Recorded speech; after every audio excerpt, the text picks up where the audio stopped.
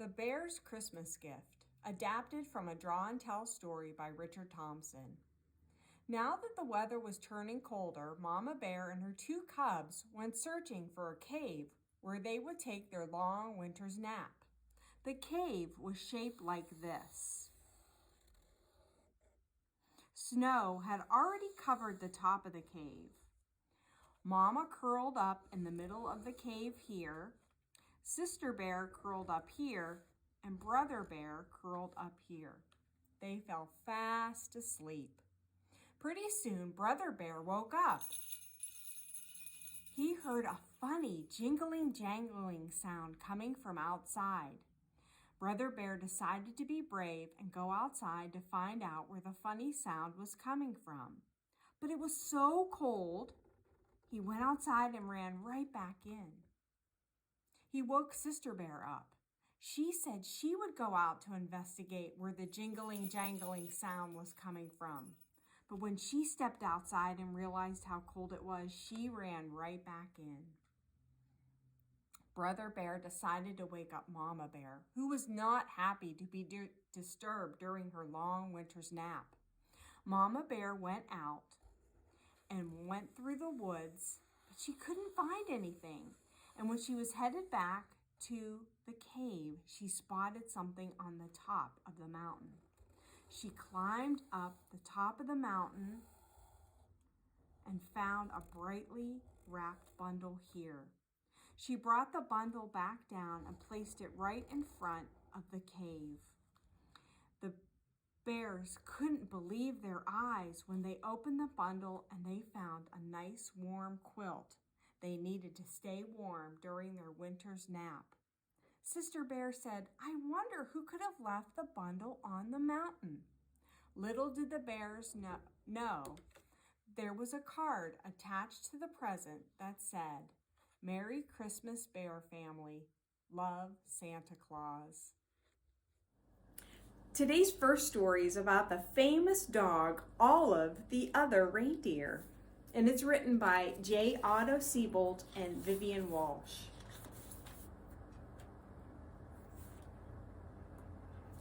Every day, Olive took her daily dog walk, winter, spring, summer, or fall.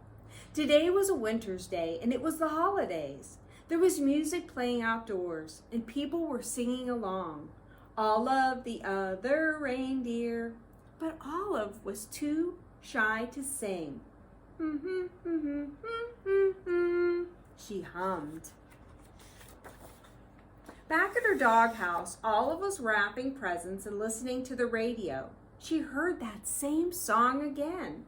Olive the Other Reindeer, went the song. Olive the Other Reindeer, Olive sang along. Olive the Reindeer, said Olive. I thought I was a dog. I must be a reindeer. It was the time of year when all reindeer reported to the North Pole to help Santa Claus. Olive put down her scissors carefully and marched out the door. She took one bus, then two buses, the Polar Express.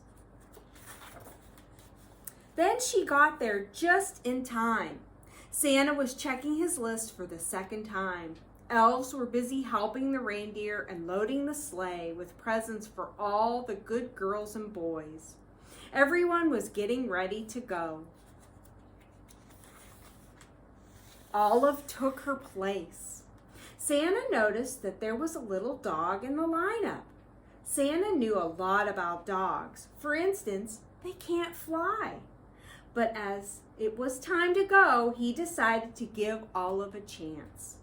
Comet, the biggest reindeer, used a piece of extra ribbon to make sure Olive was tied in safe and tight. Now they were ready to go. Olive was surprised. It was so easy to fly.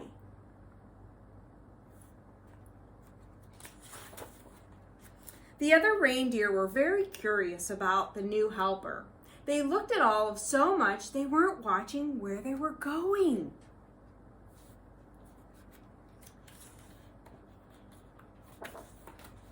Crash! They They flew smack into the top of a tall tree. "Oh dear," said Santa, "my sleigh is stuck in this tree and I'll have to cut it free."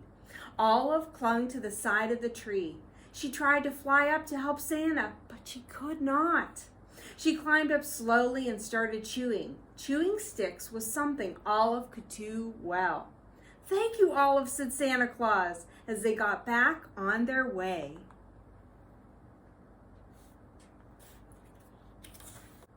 They had not traveled far when Olive's nose began to twitch. Olive smelled trouble. It was the smell of gumdrop candies as they fell from the sleigh. Drop, drop, drop. Olive barked and Santa knew what to do. He steered the reindeer down and around so that all the gumdrops fell, plop, plop, plop, back into Santa's toy sack. They were very lucky not to lose a single gumdrop, thought Olive. Then she heard a strange sound. It was a musical note.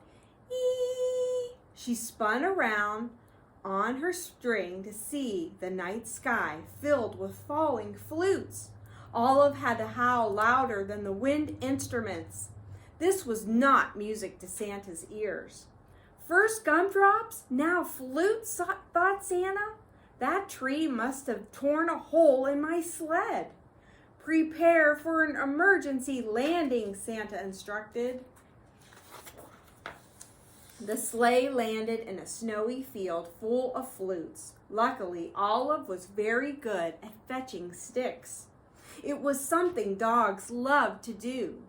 Before Santa had finished patching the hole in his sleigh, Olive had returned each and every flute back to the sack. "Ho, ho, ho," said Santa. "We're ready to go." They were running late, but after a while, all the good children received their presents and Santa and his team headed home. They were almost home when they got caught in the dreadful North Pole fog. The reindeer slowed down until it was only a breeze that moved them along. The fog was as thick as a pillow and it made everyone feel sleepy. Then Santa remembered something about dogs. They were expert smellers. "Olive, I hate to be late for breakfast this year," he said. "Mrs. Claus has planned a parade of cookies." You can almost smell them, can't you?" Olive could smell the cookies. "Olive, won't you guide my sleigh this morning?" asked Santa. Olive moved to the front of the reindeer. Thanks to Olive's nose and Mrs. Claus's baking, they made it all the way back to the North Pole. All the elves sang out a cheer. "Hooray, hooray! Santa and the reindeer and the little doggy are back." Back at the North Pole, it was a glorious morning. After eating lots of food, it was time to open presents. The reindeers got jump ropes and the elves got toy trains. Santa reached into his toy sack. There was one present left. It was for Olive. It was her very own set of reindeer antlers, and they fit perfectly. Then everyone went outside to play reindeer games. The end. In your take-home kits this week, I am going to put a little Olive activity. And what you can do is, I'll give you a sheet of paper and you'll fold it like a paper airplane. And you'll attach Olive with a piece of yarn that I'm going to give you, just like she was attached to Santa's sleigh in the Olive the Other Reindeer story. So, and you're going to see how far you can get it to fly. So maybe you can make more than one and see which type of airplane can fly Olive farther along. I hope you have fun with this activity. Hi friends, here's Rudolph, and he's missing something very important. He's missing his red nose. Well, I have a rhyme to share with you, and maybe you can guess from the rhyming words what color I'm going to share with you. Okay, here we go. Rudolph, Rudolph, what will you do? You can't guide Santa's sleigh if your nose is... If you said blue, you're right. Rudolph, Rudolph, you're such a silly fellow. Who will know you if your nose is yellow? Rudolph, Rudolph, your way cannot be seen through the wintry weather if your nose is green. Rudolph, Rudolph, Santa gave a wink. But what will Santa think if your nose is pink? Rudolph, Rudolph, it's time to fly at night. But you're quite a sight because your nose is white. Rudolph, Rudolph, Santa has his sack, but you're not ready if your nose is black. Rudolph, Rudolph, the children are in bed, and now I know you're ready because your nose is red. Our next story is called Santa Mouse, and it's written by author Michael Brown.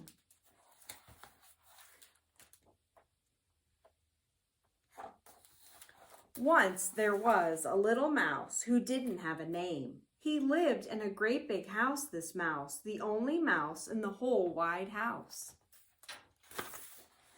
He used to play a game. He daydreamed he had playmates who were friendly as could be. While some of them would bring their dolls and dress up and have tea, there were others who'd play cowboys or be Inuit or Spanish. But when he tried to touch them, like a bubble, they would vanish. Now, through the year, this little mouse had saved one special thing, a piece of cheese. The kind that makes an angel want to sing. On Christmas Eve, he brushed his teeth and washed his paws. He thought, my goodness, no one gives a gift to Santa Claus.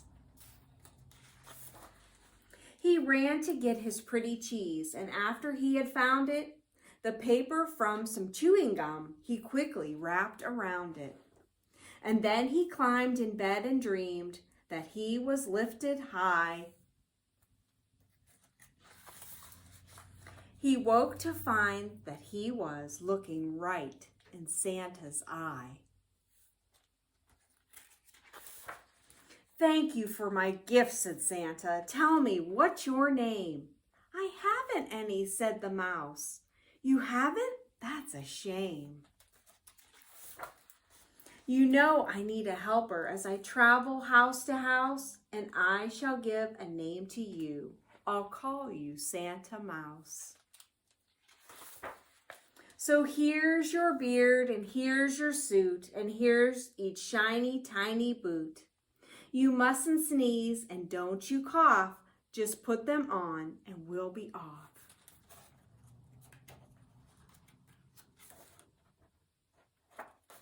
Then over all the rooftops on a journey with no end, away they went together, Santa with his tiny friend.